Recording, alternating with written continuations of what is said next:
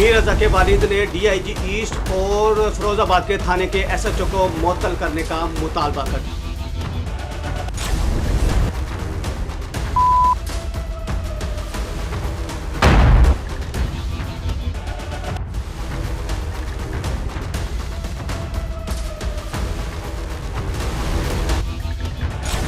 मीर रजा कत्ल केस एक दफ़ा पोस्टमार्टम नहीं बल्कि कबर कुशाई के बाद भी इनका पोस्टमार्टम किया गया। उस पोस्टमार्टम रिपोर्ट में बहुत से इंकशाफात किए गए।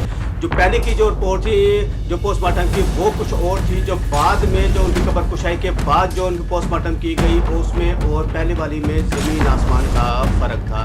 इसके अंदर बहुत से इंकशाफात किए गए। पहला इंकशाफ तो ये था कि उनके मैदे के अंदर तेज़ाब के जरासीम पाए गए।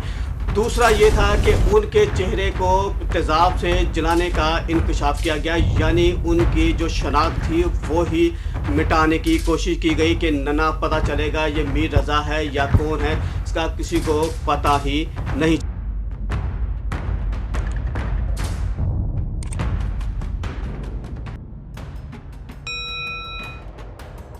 मीर रजा के वालिद ने डीआईजी ईस्ट और फिरोजाबाद के थाने के एसएचओ को मुअत्तल करने का मुतालबा कर दिया। जी नाज़रीन, ये वही मीर रजा है जिनको गुज़िश्ता रोज़ गुलिस्तान जोहर से लाश बरामद की गई। जी नाज़रीन, ये कराची के मशहूर ताजिर थे जिन्हें गुज़िश्ता रात नामालूम अफराद ने हलाक कर दिया गया।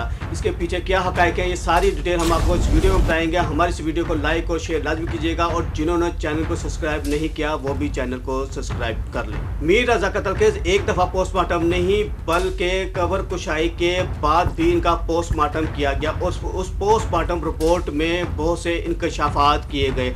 जो पहले की जो रिपोर्ट थी जो पोस्टमार्टम की वो कुछ और थी, जो बाद में जो उनकी कबर कुशाई के बाद जो उनकी पोस्टमार्टम की गई उसमें और पहले वाली में ज़मीन आसमान का फ़र्क था।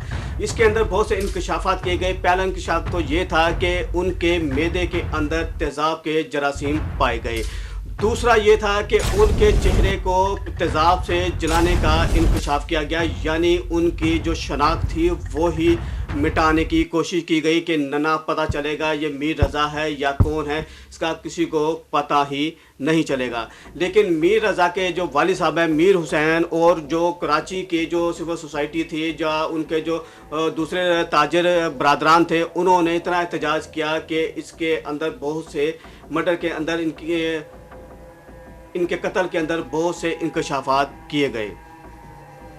जो इनके के मीर रज़ा कत्ल केस में मीर हुसैन जो उनके वालिद साहब हैं, इन्होंने डीआईजी ईस्ट और फिरोजाबाद के थाने के एसएचओ को मुअत्तल करने का मुतालबा कर दिया। कराची के इलाके गुलिस्तान जोहर में 29 जून को मुर्दा हालत में मिलने वाले नौजवान ताजर मीर रज़ा के वालिद मीर हुसैन ने डीआईजी ईस्ट और फिरोजाबाद थाने के एसएचओ को मुअत्तल करने का मुतालबा कर दिया। मीर रज़ा को इंसाफ दिलाने के लिए वालिद मीर हुसैन की क़यादत में तारिक रोड से नर्सरी तक रैली निकाली गई, जिसमें बड़ी तादाद में ख़वातीन, बच्चे और सिविल सोसाइटी ने शिरकत की। मीर रज़ा के वालिद मीर हुसैन ने डीआईजी ईस्ट और फिरोजाबाद के जो एसएचओ हैं फ़र्क लंजार को मुअत्तल करने का मुतालबा करते हुए कहा कि बेटे के मरने के बाद से डीआईजी ईस्ट ने मुझसे कोई राब्ता। मीर रज़ा कत्ल केस में तफ्तीशी टीम के जाए वक़ुआ के दौरान कमेटी अरकान गेस्ट हाउस भी पहुँचे। मीर हुसैन ने कहा कि फिरोजाबाद थाने के एसएचओ और समेत दीगर को मुअत्तल किया जाए। उन्होंने ताख़ीर की के सबूतों को छुपाने की कोशिश की और उन्होंने 2 दिन तक हमारे साथ गेम की। इससे कबल गुज़िश्ता रोज़ मीर रज़ा केस की नई तहकीकाती टीम ने जहां से मीर रज़ा की लाश इस जगह का दौरा किया, कमेटी के सरबराही DIG crime and investigation Karachi Aamir Farooqui पहली बार जाए वक़ुआ पर पहुंचे थे। कमेटी ने गेस्ट हाउस और इतराफ़ का भी दौरा किया। केस का जो पस मंज़र है, ख्याल रहे कि कराची का नौजवान मीर रज़ा अली खान 28 जुलाई को Pakistan employ housing society PECHS से लगा। वो सुबह 4:09 पर ऑनलाइन टैक्सी के ज़रिए घर से रवाना हुआ था, जिसकी लाश 2 रोज़ के बाद गुलिस्तान जोहर से मिली थी। पुलिस हकाम के मुताबिक मीर रज़ा की लाश बहुत बुरी हालत में मिली थी। तमाम सोशल मीडिया अकाउंट्स को बंद कर दिया गया था। मकतूल के वालिद का कहना है कि मीर रज़ा का 30 अगस्त को गुलशन इकबाल बैतुल मुकर्रम मस्जिद में निकाह था और वो अपनी नई शुरू होने वाली ज़िंदगी के लिए पुरुम्मीद था, लेकिन उसको हलाक कर दिया गया।